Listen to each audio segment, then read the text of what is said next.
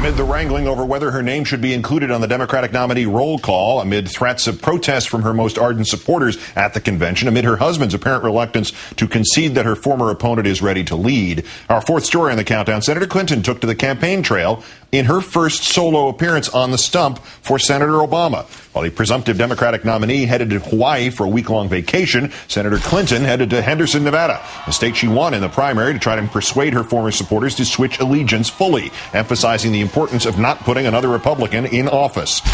Senator McCain and President Bush are like two sides of the same coin, and it doesn't amount to a whole lot of change. We simply cannot afford 4 more years of the same. Anyone who voted for me or caucused for me has so much more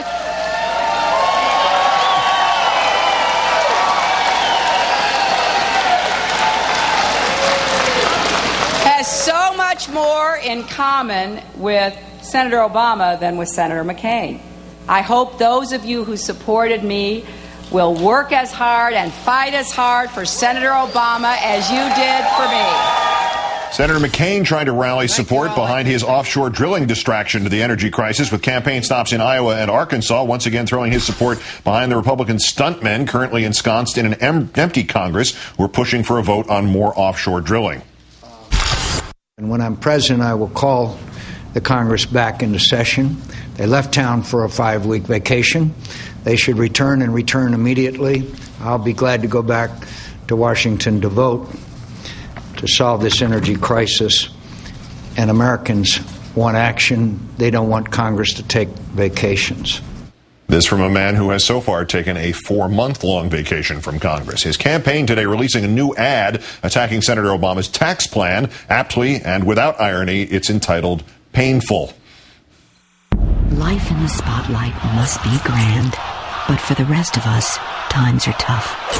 Obama voted to raise taxes on people making just $42,000. He promises more taxes on small business, seniors, your life savings, your family. Painful taxes, hard choices for your budget, not ready to lead. That's the real Obama. I'm John McCain, and I approve this message. The Obama campaign calling that ad a, quote, lie, pointing out that even though a host of independent, nonpartisan organizations have said this attack isn't true, Senator McCain continues to lie about Senator Obama's plan to give 95% of all families a tax cut of $1,000 and not raise taxes for those making under $250,000 a single dime. As to the accusation that Obama voted to tax people making $42,000 a year when in fact he only voted on non-binding resolutions to let the Bush tax cuts expire, Senator McCain not only refusing to acknowledge the error, but repeating it, too. He did vote on this issue, and the clear intent of that issue, of that vote, and the clear what it was about, whether we should tax people who are making $42,000 a year or not. And he voted to do it. I mean, again, records are records. Joining us now, our own Eugene Robinson, associate editor, columnist with The Washington Post. Gene, thanks for your time tonight.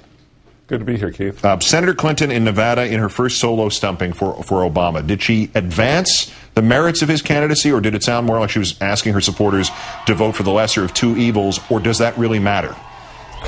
I don't think that matters. In fact, I think the line that she took, which is basically, you really don't want to vote for John McCain. John McCain is trouble. John McCain is problematic.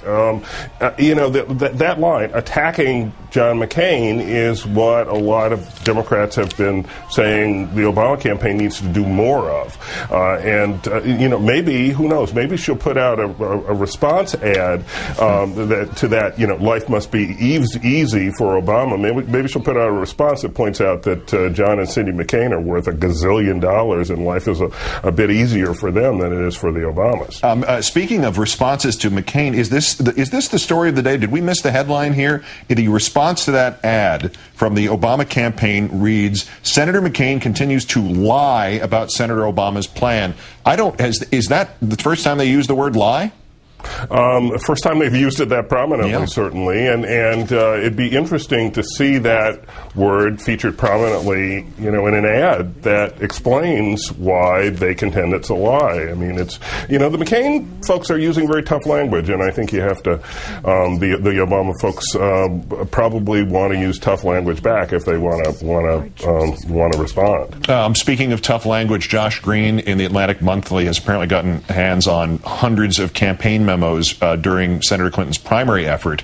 How is this going to impact things? I mean, could there be previously unheard, possibly damaging material about Obama in there? Is it going to bounce back on the Clintons, or do we have no idea at this point? We have absolutely no idea. It could, it'll be a trip down memory lane, I guess, and maybe we'll be, we'll look at this memo was written when this was happening in the campaign, and we'll get some insight into what they were feeling at various junctures in the primary campaign. Unless there is some sort of bombshell lurking in there, and I can't imagine, having thrown the kitchen sink at Obama during those late primaries, I can't imagine that there's anything left that didn't get tossed. Last point here. This is to quote something that we heard McCain say earlier. When I am president, I will call the Congress back into session. I'm very confused about this. Does he think he takes office like in September or something, or he can go back in time to call them back? I mean, they're in recess until January. He won't be president. By the time he's president, if he's president, they'll already be back. I'm very confused temporarily here. The back of my head hurts. Well, my head hurts too. I think it means that wherever they are, when he's president, he's going to call them back. They might be out of session. They might be inside. He's still going to call them back. That's the only way it makes sense. If they're in the House and the Senate, he'll call them back and tell them to go back into the House and the Senate. Exactly. Maybe he'll send them out and then call them back. That's very nice. And there'll be a game of musical chairs, and when they get back in, there'll be one less seat for all of them. Gene Robinson of MSNBC and The Washington Post, thank you, sir. Have a good weekend. You too, Keith.